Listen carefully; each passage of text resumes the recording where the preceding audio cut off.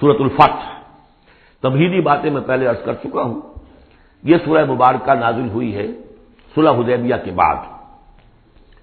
اس کی جو تاریخی پس منظر ہے صرف یہ چند جملے کفایت کریں گے. سن 5 میں غزوہ احزاب کے بعد یہ حضور نے صحابہ سے کہہ دیا تھا کہ اب قریش میں وہ دم نہیں رہا کہ اب دوبارہ وہ تم پر چڑھ کر آئیں اور حملہ کریں.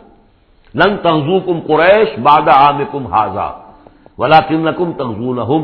اب انیشیٹو تمہاری طرف سے ہوگا. وہ انیشیٹو حضور نے لیا ہے سن 6 میں. آپ نے عمرے کا احرام باندھا اور آپ کے ساتھ 1400 عام طور پر بیان ہوتا ہے لیکن بعض روایات میں 1800 صحابہ احرام باندھ کر چلے کہ ہم عمرہ کرنے جا رہے ہیں. یہ گویا کہ ایک ٹیسٹ تھا کہ اب قریش کرتے کیا ہے. آپ احرام کے لیے اپنی منزل بہ منزل کرتے ہوئے پہنچ گئے حدیبیہ تک, وہی جگہ جہاں پر کہ پھر صلح ہوئی. ادھر قریش کے لیے جو ہے ان کی جان پر بن گئی. پہلی بات تو یہ کہ ان کی روایات کے خلاف تھا کہ کوئی آئے عمرے کی نیت سے اور ان کو روک دے. یہ عرب کی روایت نہیں تھی. تو صحیح ہے کہ اب اگر آنے دیتے ہیں اور مسلمان دنگناتے ہوئے آئیں شہر کے اندر عمرہ کریں تو گویا کہ ان کی شکست ہو گئی. تو وہاں پر جو بھی ہوا تفصیلات کا تو موقع نہیں ہے.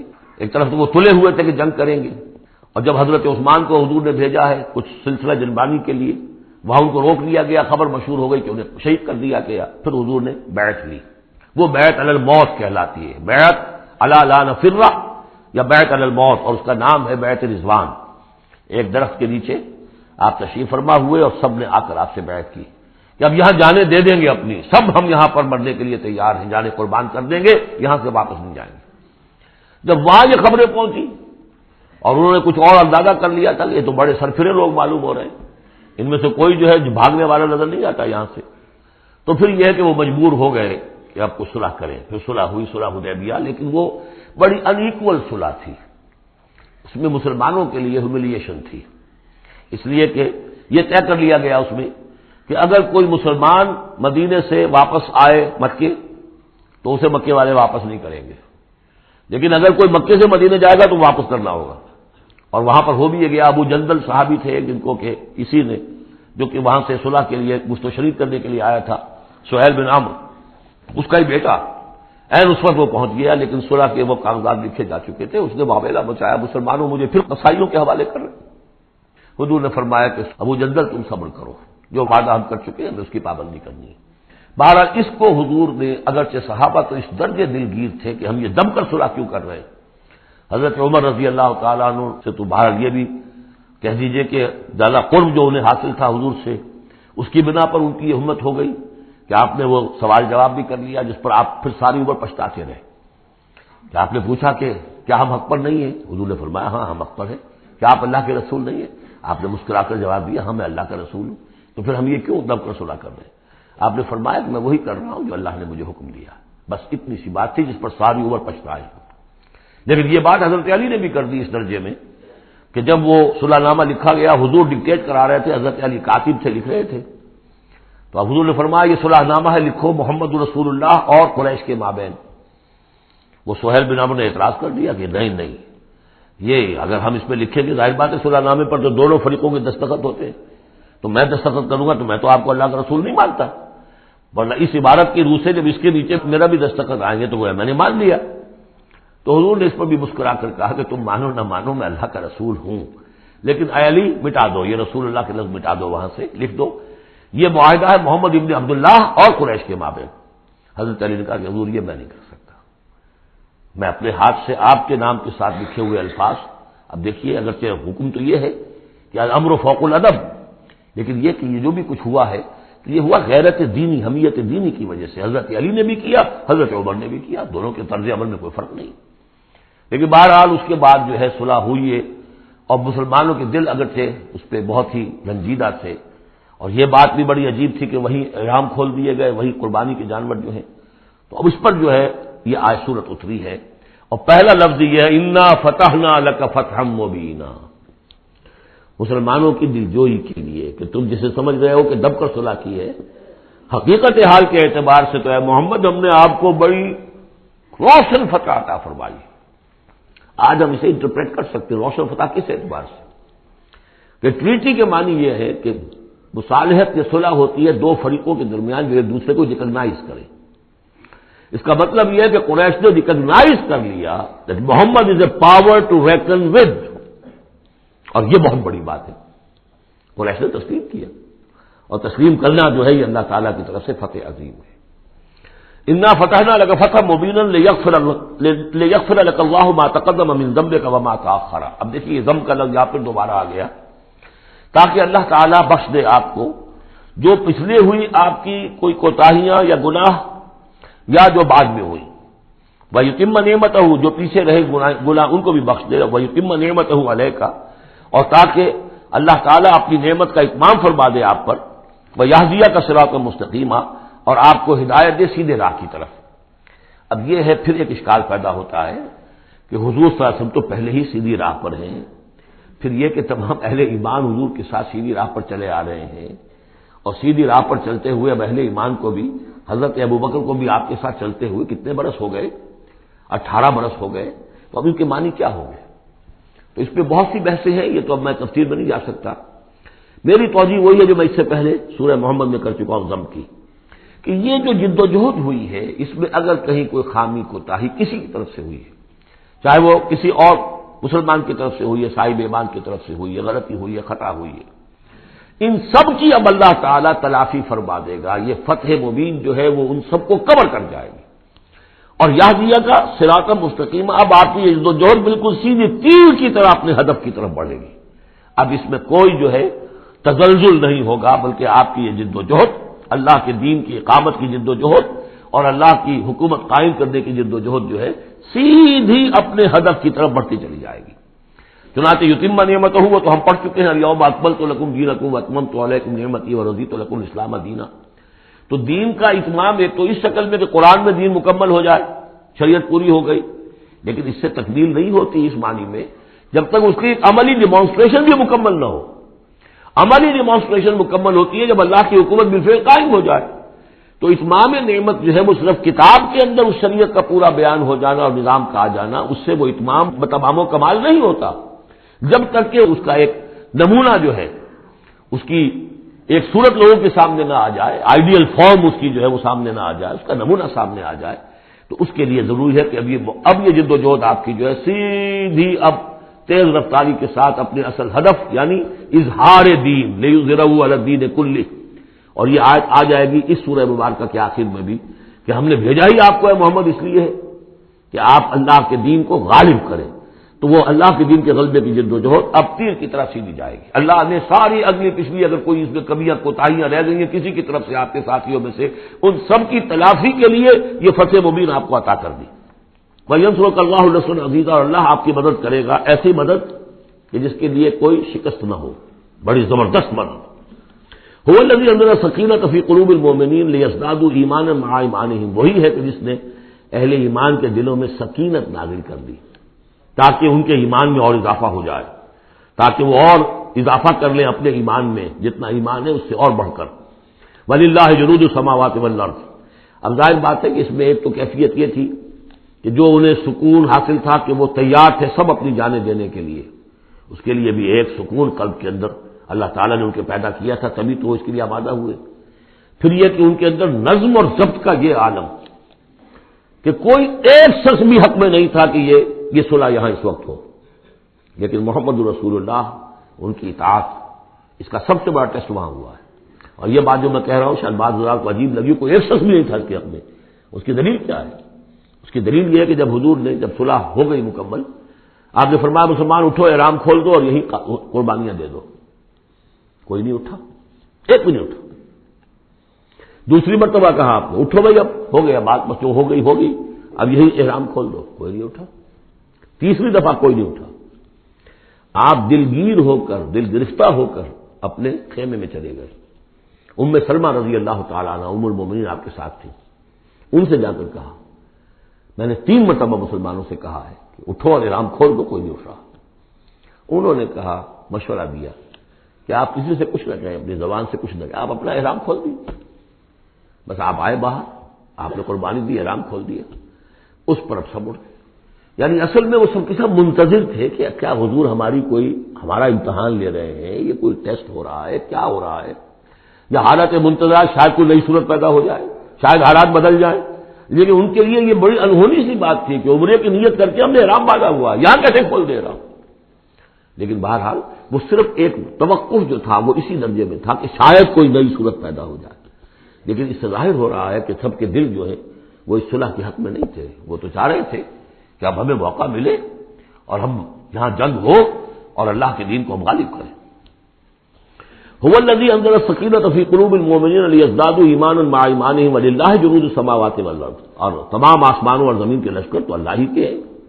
وکان اللہ علیما حکیما، اللہ سب کو جاننے والا اور کمال حکمت والا ہے۔ لیدخل المؤمنین والمؤمنات جنات تجری من تحتها الانہار خالدین فیہا، تاکہ وہ داخل کرے اہل ایمان مردوں اور عورتوں کو ان باغات میں جن کے دامن میں ندیاں بہتی ہوں گی، جن میں وہ ہمیشہ ہمیشہ رہیں گے۔ وَيُكَفِّرْ عَنْهُمْ سَيِّئَاتِهِمْ، اور دور کر دے ان سے ان کی برائیوں کو۔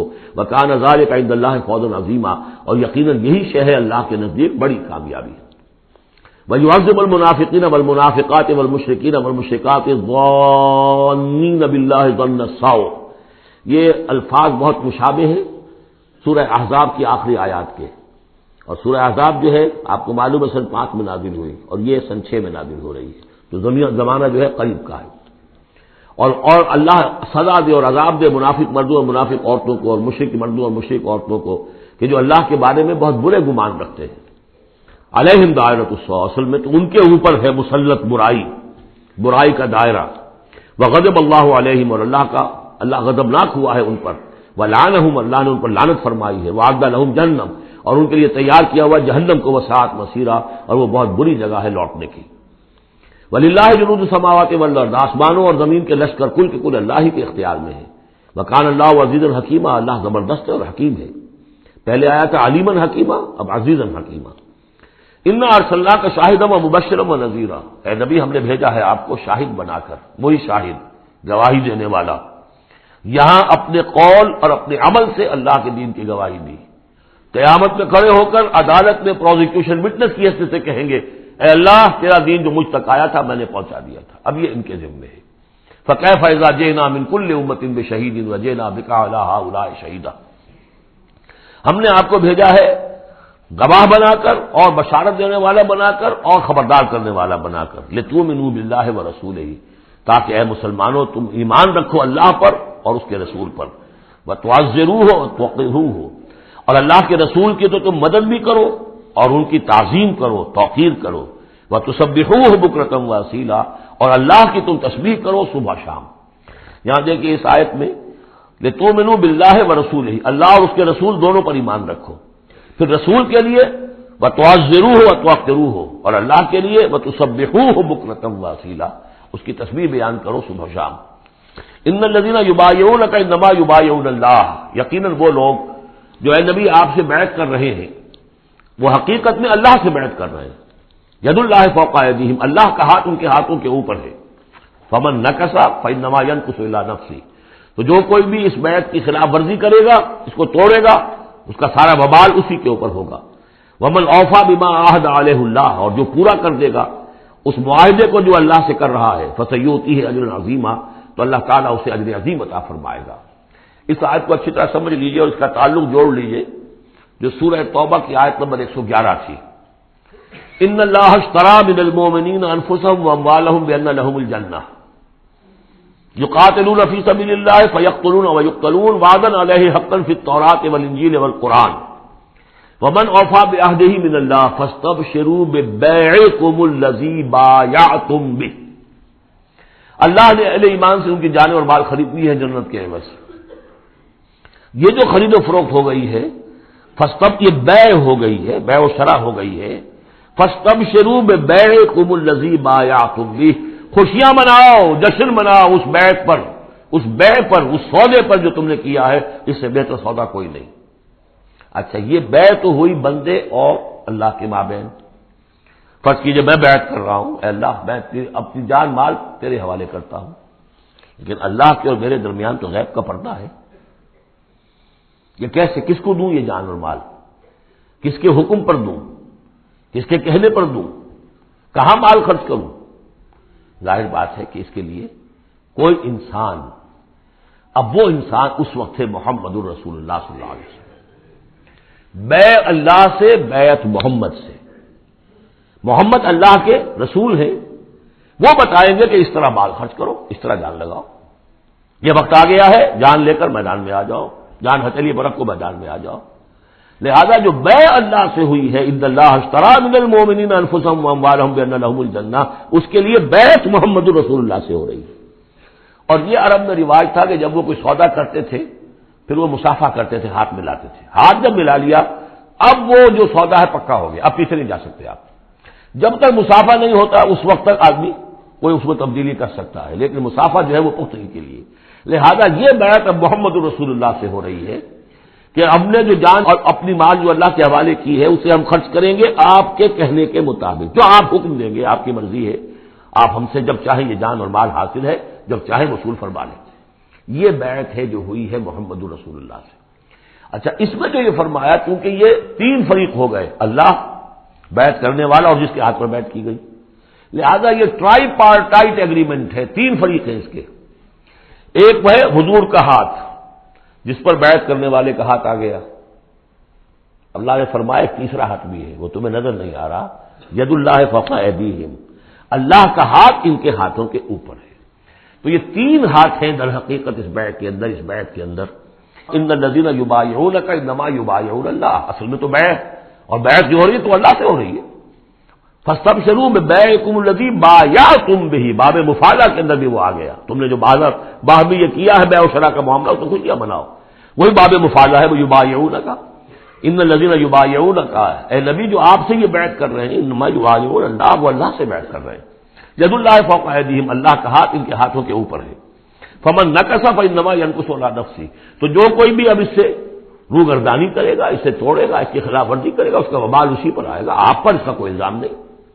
ومن اوفی بما عہد علیہ اللہ فسیؤتی اجرا عظیما، اور جو بھی پورا کر دے گا جس کا کہ اس نے وعدہ اللہ سے کیا ہے، یہ معاہدہ اللہ سے ہوا جان اور مال کا، اسی لیے سورہ احزاب میں آپ نے پڑھا تھا نا، من المؤمنین رجال صدقوا ما عہدوا اللہ علیہ ومنہم من قضی نحبہ ومنہم من ینتظر، اہل ایمان میں وہ جوان مرد ہیں جنہوں نے اپنا جو عہد کیا تھا اللہ سے وہ پورا کر دکھایا، سچا کر دیا، ان میں سے وہ بھی ہیں جو اپنی نظر پیش کر چکے، اور وہ بھی ہے جو باقی منتظر ہیں ابھی کہ کب ہماری باری آئے۔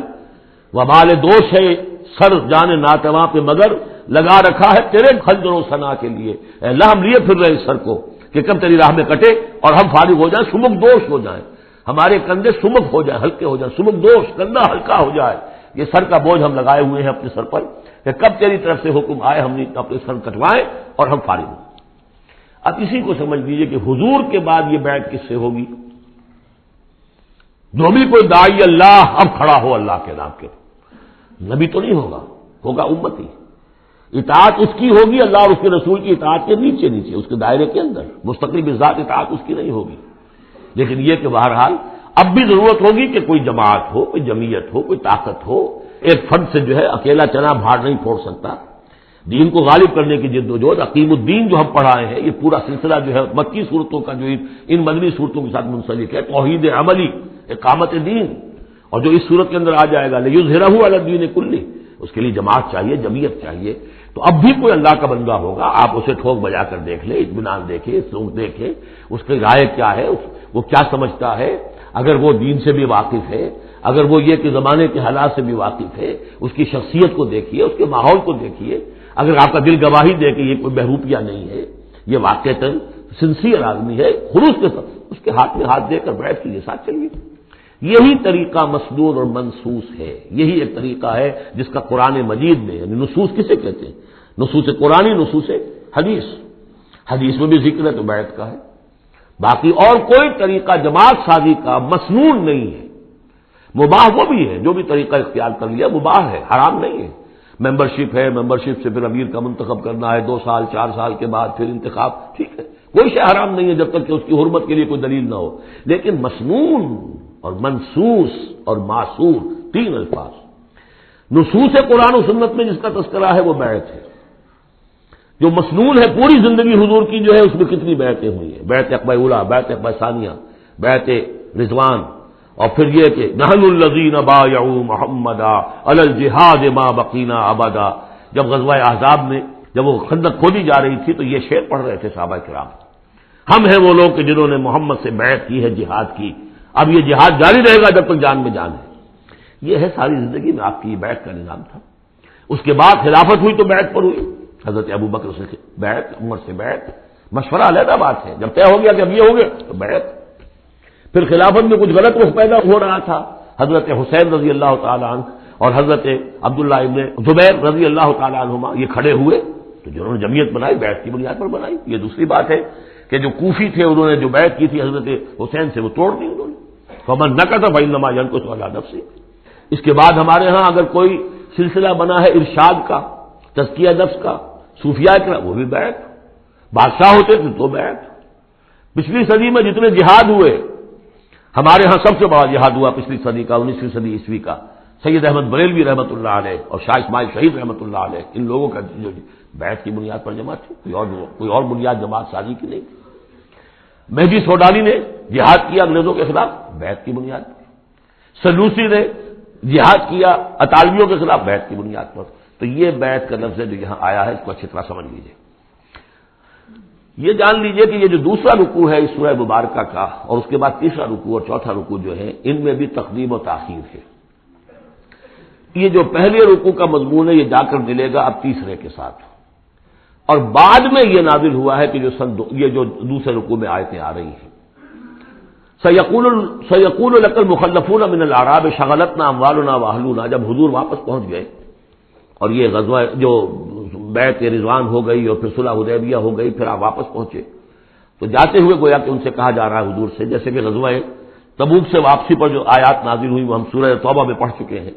ان قریب کہیں گے وہ لوگ کہ جو پیچھے رہ جانے والے تھے، من الاعراب، اعراب میں سے، شغلتنا اموالنا واہلونا. حضور نے عام اعلان کروایا تھا، فرض نہیں تھا، سب کے لیے لازم نہیں تھا. عمرے کے لیے چلنے کے لیے کہا تھا چلے، جتنے لوگ چل سکتے ہیں چلے. تو اب آئیں گے یہ وہ اعراب جو ہے بادیہ نشین، اور وہ کہیں گے حضور ہم مشغول رہے اپنے اموال میں، اپنے ڈھور ڈنگر کی دیکھ بھال میں، اپنے اہل و عیال میں، ہم آپ کے ساتھ نہیں جا سکے، فاستغفر لنا، تو ہمارے لیے استغفار کیجیے. یقولون بألسنتہم ما لیس فی قلوبہم. یہ لوگ اپنے منہ سے وہ کچھ کہہ رہے ہیں اپنی زبانوں سے، ان کے دلوں میں نہیں ہے، دلوں میں کچھ اور ہے. یہ منافقوں کا تذکرہ ہو رہا ہے اعراب میں سے. قل فمن یملک لکم من اللہ شیئا ان اراد بکم ضرا او اراد بکم نفعا. ان سے کہیے کہ اگر اللہ تعالیٰ نے تمہارے لیے کوئی بھی اگر ضرر کا فیصلہ کیا تھا تو، اور اگر خیر کا فیصلہ کیا تھا تو کون سی چیز روک سکتی ہے؟ من یملک لکم من اللہ شیئا، کون ہے وہ کہ جو اختیار رکھتا ہو تمہارے بارے میں اللہ کی طرف سے کچھ بھی، اگر اس نے ارادہ کیا ہو ضرر کا. یعنی اگر کوئی خرابی ہونی تھی تو کیا تمہارے یہاں ہونے کی وجہ سے رک جانی تھی؟ یا اگر خیر کوئی آنا تھا تو تمہاری غیر موجودگی میں نہیں آ سکتا تھا؟ یعنی پیچھے رہ جانا کیا معنی دار، کیوں رہ گئے؟ اگر کوئی خیر آنا تھا وہ تمہاری غیر موجودگی میں بھی آ سکتا ہے، کوئی شر آنا تھا وہ تمہاری موجودگی میں بھی آ سکتا ہے. تو جب تمہاری موجودگی اور ناموجودگی اللہ کے اعتبار سے تو بالکل برابر ہے، تو تمہارا یہ بہانہ تراشنا جو ہے یہ صحیح نہیں ہے. بل کان اللہ بما تعملون خبیرا، بلکہ تم جو کچھ کرتے رہے ہو اللہ اس سے باخبر ہے. وہ کیا ہے؟ اب ان کے دل کی بات اللہ تعالیٰ، ان کے دل میں جو چور تھا. بل ظننتم، تمہیں یہ گمان ہو گیا تھا، ان لن ينقلب الرسول والمؤمنون الى اهلهم ابدا. ان کو یہ گمان ہوا کہ ان کا تو معلوم ہوتا ہے کہ واقعتاً کوئی دماغ خراب ہو گیا مسلمانوں کا، قریش پر چڑھائی کر کے جا رہے ہیں. قریش، یہ تو سمجھیے کہ ان کے لیے ابھی تک عرب میں جو ان کی حیثیت تھی قریش کی، وہ سمجھتے تھے کہ اب تو یہ موت کے منہ میں جا رہے ہیں، اب یہ واپس ان میں سے کوئی آنے والا نہیں ہے. بل ظننتم، تم نے یہ گمان کیا تھا، ان لن ينقلب الرسول والمؤمنون الى اهلهم ابدا، کہ اب واپس آئیں گے ہی نہیں رسول اور اہل ایمان اپنے گھر والوں کی طرف. وزین ذلک فی قلوبکم، اور یہ تمہارے دلوں میں کھبا دی گئی بات. وظننتم ظن السوء، اور تم نے بہت برا گمان کیا. وکنتم قوما بورا، اور تم ہو ہی تباہ ہونے والے لوگ. یہ منافقین اعراب کا تذکرہ. اور یہ کب ہو رہا ہے؟ سن 6 میں.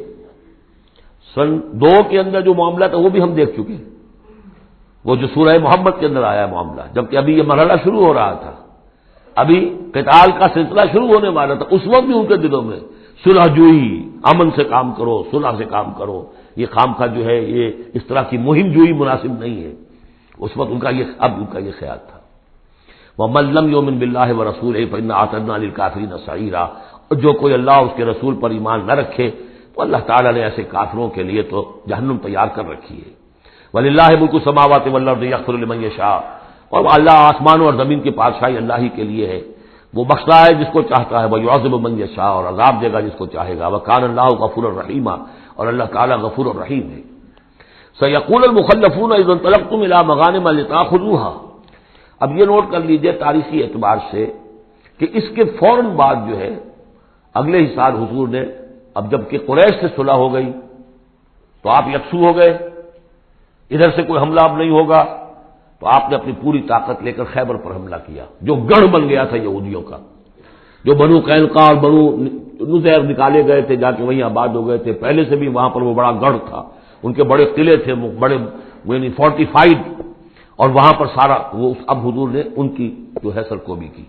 جب حضور خیبر کی طرف جا رہے تھے، اب ان کا ہم بھی چلتے ہیں آپ کے ساتھ، اس لیے انہیں یقین تھا کہ فتح ہوگی اور مال غنیمت آتا آئے گا۔ سیقول المخلفون اذا انطلقتم الى مغانم، اور اے مسلمانوں جب تم اب جاؤ گے غنیمت حاصل کرنے کے لیے، یعنی اب جو غزوہ خیبر کی طرف جو پیش قدمی کرو گے، تو یہی لوگ جو پہلے پیچھے رہ گئے تھے وہ یہ کہیں گے ضرور نہ نتبعکم، ہم بھی آپ کے ساتھ چلیں، اجازت دیجیے۔ یریدون ان یبدلوا کلام اللہ، یہ اللہ کے کلام کو بدل دینا چاہتے ہیں۔ وہ اللہ کا کلام اگلے رکوع میں آ رہا ہے کہ ان کے بارے میں طے کر دیا گیا تھا کہ جو لوگ اس صلح حدیبیہ کے موقع پر نہیں گئے ہیں ساتھ حضور کے، اب ان کو کسی بھی دوسری نیکسٹ جنگ کے اندر شمولیت کی اجازت نہیں ہوگی۔ وہ آگے آ رہا ہے، اس لیے اس کے سمجھنے میں تھوڑی سی دقت ہوتی ہے، لیکن سمجھ لیجئے کہ وہ آگے ہے، اسی لیے تقدیم و تاخیر کی میں نے بات آپ سے کی تھی۔ یریدون ان یبدلوا کلام اللہ، یہ چاہتے ہیں کہ اللہ کے کلام کو تبدیل کر دیں، اللہ کے حکم کو بدل دیں۔ قل لن تتبعونا، کہہ دیجئے کہ نہیں اب تم ہمارے ساتھ نہیں جاؤ گے، کذالکم قال اللہ من قبل، یہ بات اللہ تعالیٰ پہلے ہی کہہ چکا ہے پہلے، اور اس صورت میں آ رہا ہے ذرا بعد میں۔ فسیقولون بل تحسدوننا، وہ کہیں گے یہ تو آپ لوگ حسد کر رہے ہیں ہم سے، آپ ہمیں ساتھ نہیں لے جانا چاہتے، جبکہ ہمیں اندازہ ہے کہ وہاں پہ غنیمتیں ملیں گی۔ بل کانوا لا یفقہون الا قلیلا، حقیقت یہ ہے کہ یہ فہم بھی نہیں رکھتے، تفقہ ہی نہیں رکھتے مگر بہت ہی تھوڑی۔ قل للمخلفین من الاعراب، یہ جو لوگ رہ گئے تھے پیچھے، یہ بدو لوگ، ان سے کہہ دیجئے ستدعون الی قوم اولی باس شدید، ان قریب پھر تمہیں بلایا جائے گا ایک ایسی قوم کی طرف، ایسے قوم کے مقابلے کی طرف جو بڑی طاقت والی ہوگی، تو قاتلونہم او یسلمون، یا تم ان سے قتال کرو گے یا وہ مسلمان ہوں گے اور یا وہ اطاعت قبول کریں گے۔ اس سے ہے اشارہ در حقیقت جو نیا سلسلہ جنگوں کا شروع ہونے والا تھا، اور وہ تھا سلطنت روما کے خلاف غزوہ موتا۔ اب اندرون ملک عرب کا معاملہ جو تھا وہ ختم ہوا، اب تو اصل جو معاملہ پیش آنا ہے وہ انقلاب محمدی کا بین الاقوامی مرحلہ ہے، تصدیر الانقلاب، انقلاب کو اب آگے ایکسپورٹ کرنا ہے، اور اب ٹکراؤ ہونے والا ہے جس کی پیشگی خبر دی جا رہی ہے سلطنت روما کے ساتھ، جہاں سٹینڈنگ آرمیز تھی لاکھوں کی، جو رومن لیجنز مشہور ہیں تاریخ کے اندر، غرق آہن اور ٹرینڈ۔ تو تمہیں بلایا جائے گا اس وقت، پھر تمہیں ایک موقع دے دیا جائے گا، ستدعون الی قوم اولی باس شدید تقاتلونہم او یسلمون، اور یہ اصل میں تین چیزیں آ گئی وہی کہ اب جو بھی اس عرب سے باہر جو معاملہ ہوا ہے، یا تو وہ اسلام لے آئے یا وہ اطاعت قبول کر لیں، یہ دونوں یسلمون میں شکلیں ہو جائیں گی، اطاعت قبول کر لیں یا اسلام لے آئیں، یا پھر جنگ ہوگی۔ فَإِن تُطِيعُوا يُؤْتِكُمُ اللَّهُ أَجْرًا حَسَنًا، اگر اس وقت تم اطاعت کرو گے اللہ کے رسول کی، ان کے ساتھ جاؤ گے تو اللہ تعالیٰ جو ہے تمہیں اجر حسنہ دے گا۔ وَإِن تَتَوَلَّوْا كَمَا تَوَلَّيْتُم مِّن قَبْلُ، اور اگر تمہیں اسی طرح پیٹ دکھا دی جیسے کہ پہلے پیٹ دکھائی تھی، يُعَذِّبْكُمْ عَذَابًا أَلِيمًا، تو اللہ تعالیٰ عذاب علیم دے گا تمہیں۔ لَيْسَ عَلَى الْأَعْمَىٰ حَرَجٌ، ہاں اگر کوئی اندھا ہے تو اس پر کوئی الزام نہیں ہے، کوئی تنگی نہیں ہے، وہ اگر نہیں گیا کوئی بات نہیں۔ وَلَا عَلَى الْأَعْرَجِ حَرَجٌ، نہ کوئی لنگڑا ہے تو اس کے لیے بھی نہیں ہے۔ وَلَا عَلَى الْمَرِيضِ حَرَجٌ، اسی طریقے سے کوئی بیمار ہے تو اس پر بھی کوئی اس کی بات پرس نہیں ہے۔ وَمَن يُطِعِ اللَّهَ وَرَسُولَهُ يُدْخِلْهُ جَنَّاتٍ تَجْرِی مِن تحتہا الْأَنْہَارُ، اور جو اللہ تعالیٰ اور اس کے رسول کی اطاعت کرے گا اللہ تعالیٰ اس کو داخل کرے گا ان باغات میں جن کے دامن میں ندیاں بہتی ہوں گی۔ وَمَن يَتَوَلَّ، اور جو کوئی پلٹ جائے پیٹھ موڑ لے، يُعَذِّبْهُ عَذَابًا أَلِيمًا، اللہ تعالیٰ اسے عذاب علیم دردناک عذاب دے گا۔ اب اس کے بعد یہ پہلے رکوع والا مضمون جو بیعت کا مضمون چل رہا تھا وہی بیعت کا مضمون اب آگے یہاں چل رہا ہے، یہ بیچ والا جو ہے دوسرے رکوع کا مضمون یہ اس کے بعد کا تھا، پہلے آ گیا۔ وہاں جو فرمایا تھا کہ ان الذین یبایعونک انما یبایعون اللہ، اب آگے چلیے، لقد رضی اللہ عن المؤمنین اذ یبایعونک تحت الشجرہ، اللہ راضی ہو گیا ان اہل ایمان سے جو آپ سے بیعت کر رہے تھے درخت کے نیچے۔ فعلم ما فی قلوبہم، تو اللہ تعالیٰ کے علم میں ہے جو کچھ ان کے دلوں میں تھا، اور اس وقت ذوق شہادت اور جوش جہاد تھا، ابھی وہ صلح کی بات تو ہوئی نہیں، وہ تو بیعت کر کے بولنے کے بعد ہوئی ہے۔ فانزل سکینت علیہم، اللہ نے ان پر سکینت، سکون، اطمینان نازل کر دیا۔ واصابہم فتح قریبا، اور انہیں فتح جو نہیں بہت قریب، وہ فتح قریب ہوئی ہے، انا فتحنا لک فتحا مبینا، اس صلح کو کہا گیا کہ فوری طور پر انہیں فتح مل گئی۔ ومغانم کثیرۃ یاخذونھا، اور بہت سی غنیمتیں ہیں جو وہ اور جو لیں گے، حاصل کریں گے۔ وکان اللہ عزیزا حکیما، اور اللہ تعالیٰ زبردست ہے، حکمت والا۔ وعدکم اللہ مغانم کثیرۃ تاخذونھا، اے مسلمانوں اللہ کا تم سے وعدہ ہے، بہت سی غنیمتیں تمہیں ملیں گی۔ فعجل لکم ہذہ، تو یہ تو تمہیں نقد دے دی ہے، فوری طور پر دے دی ہے یہ فتح جو تمہیں مل گئی ہے۔ وکف ایدی الناس عنکم، اور اللہ تعالیٰ نے روک لیا لوگوں کے ہاتھوں کو تم سے، لتکون آیۃ للمؤمنین، تاکہ یہ اہل ایمان کے لیے ایک نشانی بن جائے۔ وَيَهْدِيَكُمْ صِرَاطًا مُسْتَقِيمًا، اور اللہ تعالیٰ تمہاری رہنمائی فرمائے سیدھے راستے کی طرف، یعنی اب تمہاری جد و جہد جو ہے وہ تیر کی طرف سیدھی کامیابی کے آخری مراحل تک پہنچ جائے۔ وعدکم اللہ مغانم کثیرۃ تاخذونھا، اللہ تعالیٰ نے اے مسلمانوں تم سے وعدہ کیا ہے بہت سی غنیمتوں کا جو تمہیں حاصل ہوں گی۔ فعجل لکم ہذہ، تو یہ تو اللہ نے فوری طور پر تمہیں عطا کر دی ہے، یعنی یہ فتح مبین۔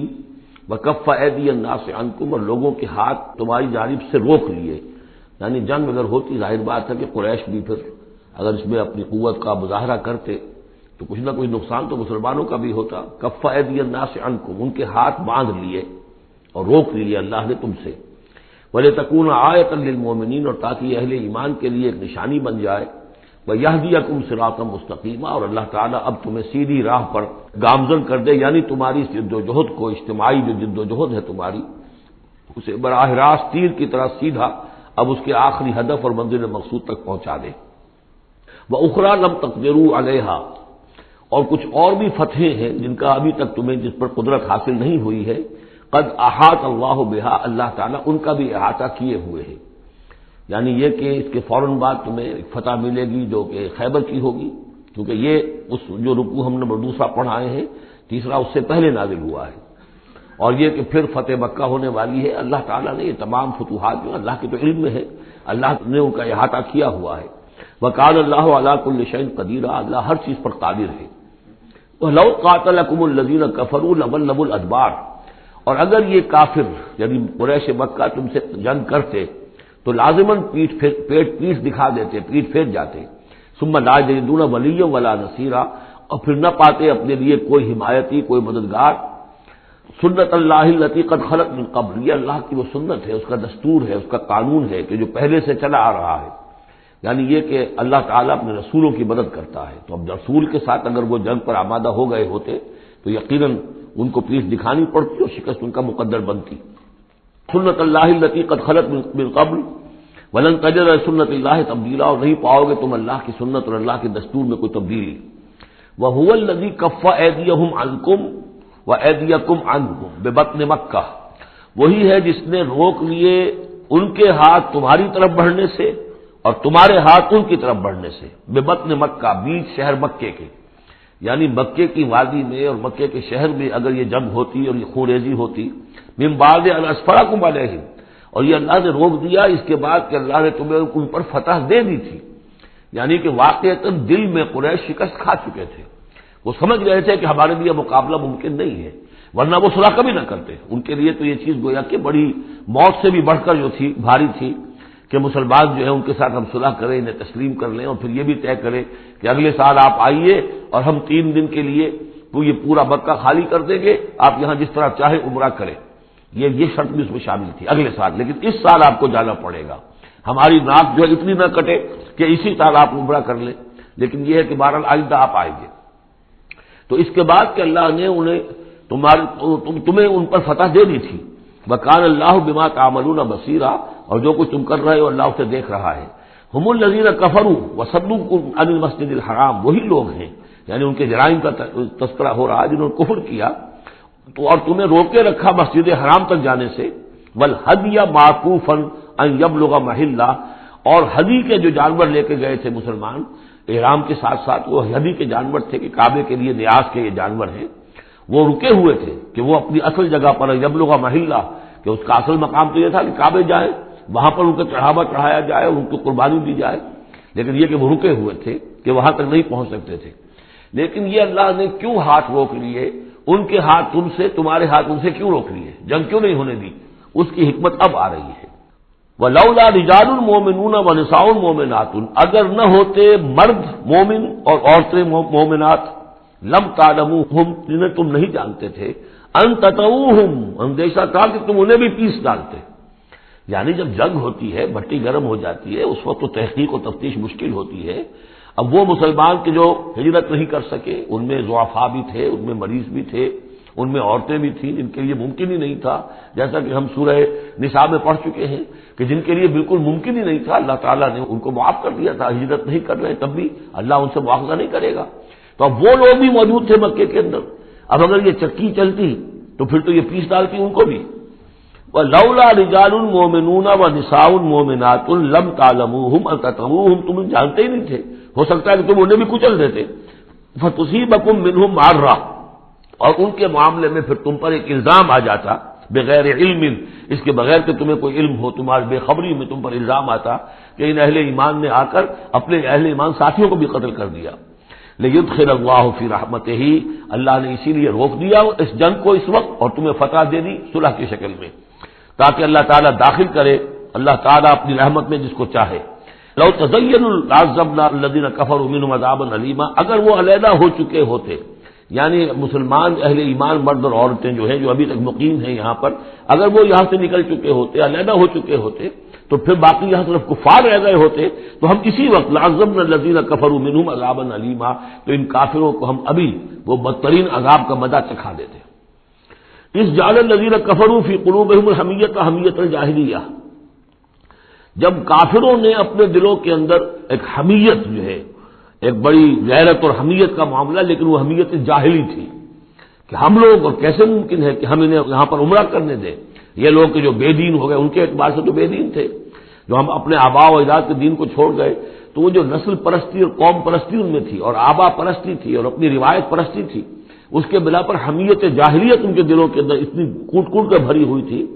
اس جعل الذین کفروا فی قلوبہم الحمیۃ حمیۃ الجاہلیہ، انہوں نے حمیت جاہلی کو اپنے دلوں کے اندر راسخ کر لیا تھا۔ فانزل اللہ سکینتہ علی رسولہ وعلی المؤمنین، تو اللہ تعالیٰ نے اپنی طرف سے سکون نازل فرما دیا اپنے رسول پر صلی اللہ علیہ وسلم اور اہل ایمان پر، وَأَلْزَمَهُمْ كَلِمَةَ التَّقْوَىٰ، اور اللہ تعالیٰ نے ان پر لازم کر دیا تقویٰ کی بات کو، یعنی اللہ تعالیٰ نے تقویٰ کو ان پر لازم کر دیا، وَكَانُوا أَحَقَّ بِهَا، یقیناً وہ تقویٰ کے زیادہ حقدار بھی ہیں، وَأَهْلَهَا، اور واقعتاً تقویٰ کے اہل ہیں، ان کے اندر تقویٰ موجود ہے، وَكَانَ اللَّهُ بِكُلِّ شَيْءٍ عَلِيمًا، اور یقیناً اللہ تعالیٰ ہر چیز کا علم رکھتا ہے۔ لَقَدْ صَدَقَ اللَّهُ رَسُولَهُ الرُّؤْيَا بِالْحَقِّ، اب ایک شبہ کا ازالہ ہو رہا ہے کہ کچھ لوگوں کو یہ خیال پیدا ہوا ہوگا کہ رسول کا تو خواب بھی سچا ہوتا ہے اور وہی کے درجے میں ہے، حضور نے ہمیں فرمایا تھا کہ میں نے خواب دیکھا کہ ہم عمرہ کر رہے ہیں تو چلو، اور یہاں ہم عمرہ نہیں کر سکے تو رسول کا خواب جھوٹا ہو گیا۔ یہ اگر شک کسی کے دل میں پیدا ہوا تو اس کو ظاہر کر رہے ہیں کہ رسول کا خواب جھوٹا نہیں ہوا، یعنی یہ کہ اس میں جب حضور سے پوچھا بھی گیا آپ نے تو فرمایا تھا کہ ہم عمرہ کریں گے، تو آپ نے فرمایا تھا یہ میں نے کب کہا تھا کہ اسی سال ضرور کریں گے، عمرہ کریں گے، چنانچہ اگلے سال وہ عمرہ ہوا۔ سن 7 میں اسے عمرہ قضا کہتے ہیں، جو صلح حدیبیہ میں طے ہو گیا تھا کہ اگلے سال آپ آئیے عمرہ کیجیے، یہ عمرہ چونکہ رہ گیا تھا درمیان میں ہی بند ہو گیا، تو عمرہ قضا، اس عمرے کی قضا اگلے سال جو ہے سن 7 میں آپ نے دی، اور 3 دن تک قریش نے مکے کو خالی کر دیا، پہاڑوں پر چڑھ گئے، اور مسلمان 3 دن تک مکے کے اندر مقیم رہے، انہوں نے اپنے اطمینان سے عمرہ ادا کیا۔ تو فرمایا لقد صدق اللہ رسولہ الرؤیا بالحق، اللہ نے بالکل سچا دکھایا خواب اپنے رسول کو، اس میں قطعاً کسی جھوٹ کا شائبہ نہیں۔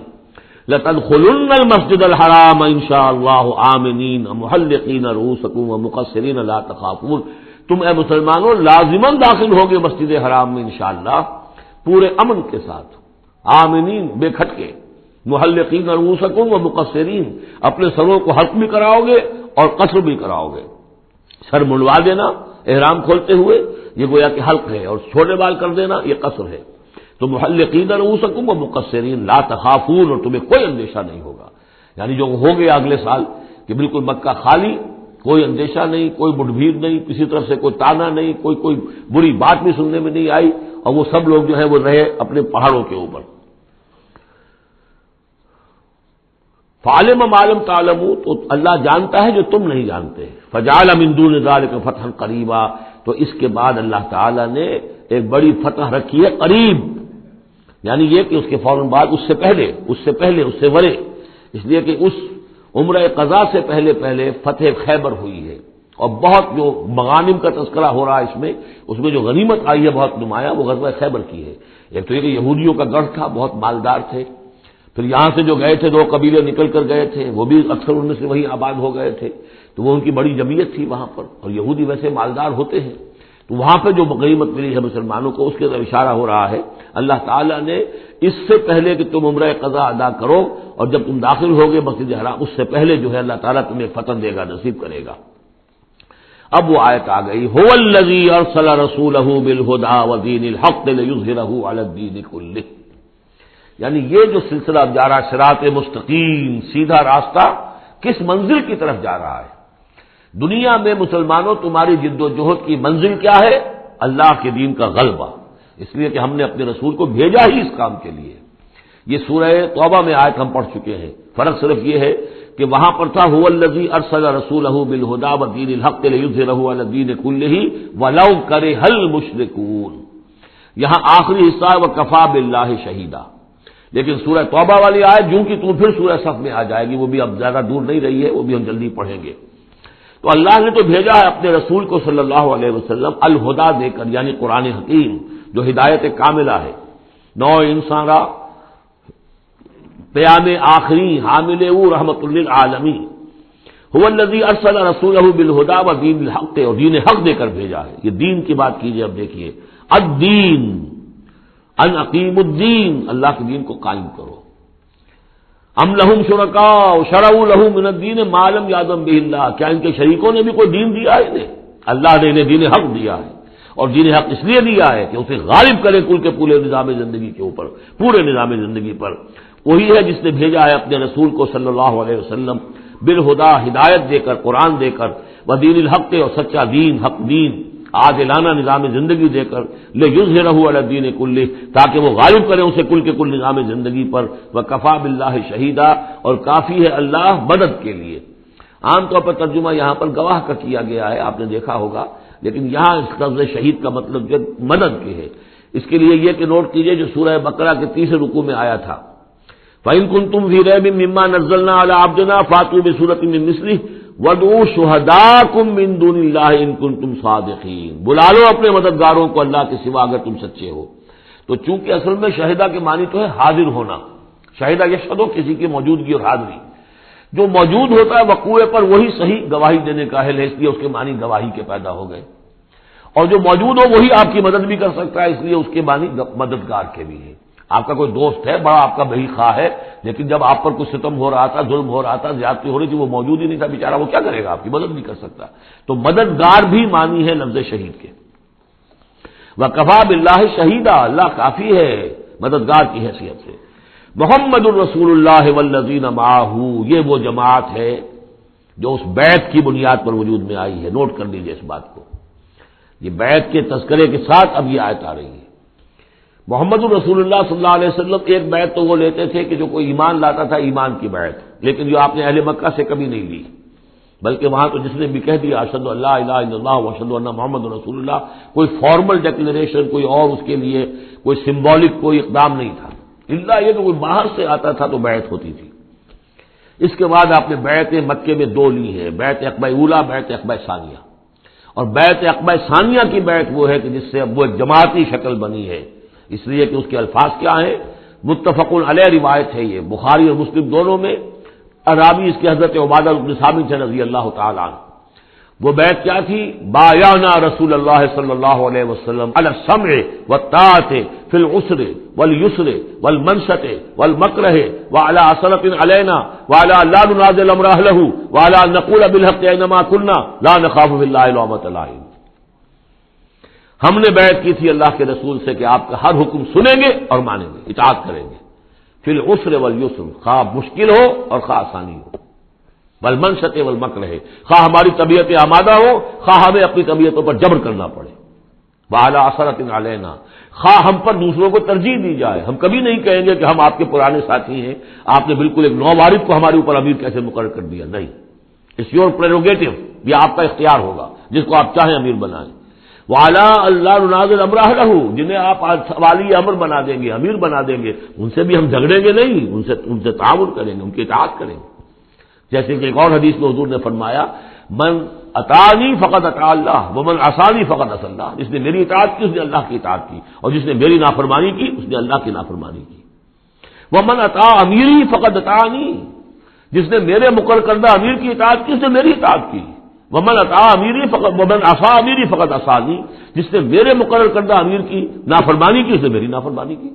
اب ظاہر بات ہے جب جماعتی زندگی ہوتی ہے تو ایک ہی امیر نہیں ہوتا، اب ایک فوج ہے، ایک سپہ سالار ہے، لیکن اور چھوٹے چھوٹے جو اس کے حصے ہیں، میمنہ پر کوئی اور ہے، میسرہ پر کوئی اور ہے، اب قلب پر کوئی اور ہے، چھوٹے چھوٹے کمانڈرز بھی تو ہیں، چھوٹی سی کمپنی ہے، پلاٹون ہے، پھر بٹالین ہے، بٹالین سے اوپر پھر ریجیمنٹ ہے، ہر جگہ پر جو ہے اس کے جو آفیسرز موجود ہیں، جو کمانڈرز موجود ہیں، ان سب کا سلسلے وار سب و طاعت کا نظام اگر نہیں ہوگا تو وہ فوج کہاں ہوئی؟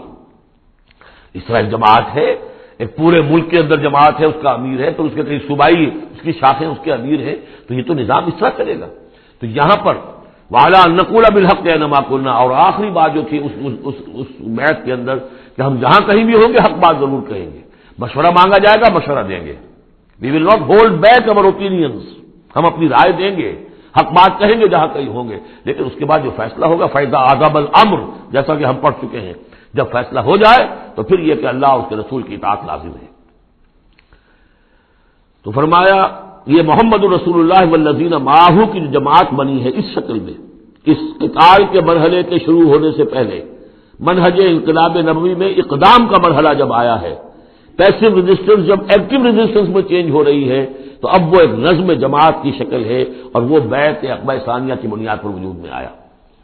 محمد رسول اللہ والذین معہ اشداء علی الکفار رحماء بینہم، اللہ کے رسول، یہ اس میں دو طرح ترجمے اس کے کیے جاتے ہیں، محمد اللہ کے رسول ہیں، یہ ایک جملہ پورا ہو گیا، والذین معہ اشداء علی الکفار رحماء بینہم، اور جو ان کے ساتھ ہیں وہ کافروں پر بہت بھاری ہے اور آپس میں بہت رحم دل ہے۔